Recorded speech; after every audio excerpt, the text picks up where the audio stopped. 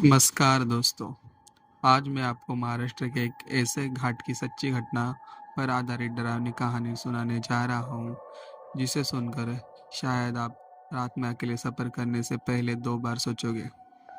कहते हैं महाराष्ट्र की कई पुराने घाटों में ऐसी आत्माएं भटकती है जो रात के अंधेरे में राहगीरों को अपनी शिकार बनाती है। तो लाइट बंद करिए, हेडफोन लगाइए और तैयार हो जाइए। घाट की उस रात ट्रक में कौन बैठा था?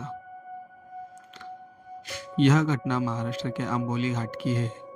रमेश पिछले 15 सालों से ट्रक चला रहा था। उसने हजारों किलोमीटर तक का सफर तय किया था, लेकिन जो उसने उस रात देखा उसे वह आज तक नहीं भूल पाया। रात के करीब 1 बजे थे। रमेश अपने ट्रक में सामान लाकर गोवा से कोल्हापुर की तरफ जा रहा था। बारिश अभी रुकी थी और पूरे घाट में घना कोहरा फैला हुआ था।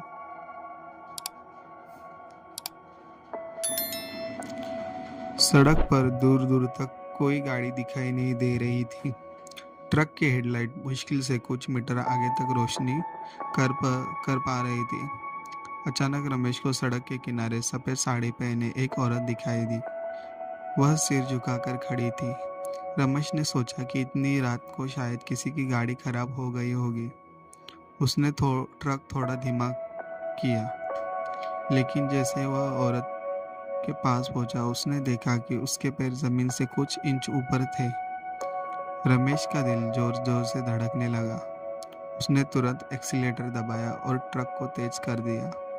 कुछ मिनट बाद उसने राहत की सांस ली, लेकिन तब उसे अपने पीछे से किसी के रोने की आवाज़ सुनाई दी। उसने कहा कि सुनिए, मुझे भी साथ ले चलिए। रमेश डर गया। उसने पीछे देखा।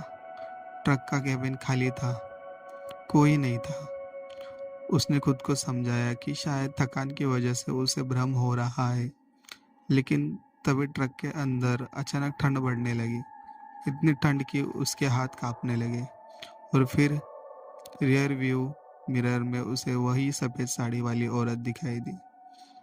वह उसके पीछे वाली सीट पर बैठी थी। उसके लंबे काले बाल चेहरे पर फैले हुए थे। रमेश ने डर के मारे मिरर की तरफ दोबारा देखा, लेकिन सीट खाली थी। अब उसका डर और बढ़ चुका था। घाट का सबसे सुनसान हिस्सा शुरू हो चुका था। अचानक ट्रक अपने आप धीमा होने लगा। रमेश ने एक्सीलेटर पूरा दबाया था, लेकिन स्पीड बढ़ नहीं रही थी। तभी केबिन में एक भयानक आवाज़ गूंजी, मैंने कहा था, मुझे साथ ले चलो। रमेश के हाथ पैर सुन पड़ गए थे। उसने भगवान का नाम लेना शुरू कर दिया। जैसे उसने डैशबोर्ड पर रखी भगवान हनुमान की छोटी मूर्ति को हाथ लगाया, ट्रक जोर से हिलने लगा। कुछ सेकंड बाद एक जोरदार चीख सुनाई दी और अचानक सब शांत हो गया। ट्रक की स्पीड सामान्य हो गई। रमेश बिना रुके सीधे अगले ढाबे तक पहुंचा। वह पहुंचकर उसने घटना सबको बताई। ढाबे के बूढ़े मालिक का चेहरा सफेद पड़ गया। उसने बताया कि कई साल पहले उस घाट में एक महिला की सड़क दुर्घटना में मौत हो गई थी। तभी से कई ड्राइवरों ने उस रात में सड़क पर उसे देखा था। कुछ लोग तो उसे लिफ्ट देने के बाद अभी वापस नहीं लौटे हैं।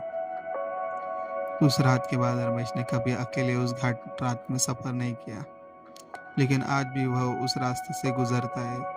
उसे ऐसा लगता है कि उसकी पिछली सीट पर कोई बैठा हुआ है और कभी कभी उसे वही आवाज़ सुनाई देती है, मुझे साथ ले चलो। तो दोस्तों, अगर आपको यह डरावनी कहानी पसंद आई हो तो वीडियो को लाइक ज़रूर करें, चैनल को सब्सक्राइब करें और बेल आइकन को दबाना मत भूलिए। और कमेंट में ज़रूर बताएं, अगर आप रमेश की जगह होते तो उस रात क्या करते। फिर मिलेंगे एक और खौफनाक कहानी के साथ। तब तक सुरक्षित रहिए। रात में घाटों पर अकेले सफ़र करते समय पीछे मुड़कर देखने की गलती मत कीजिए।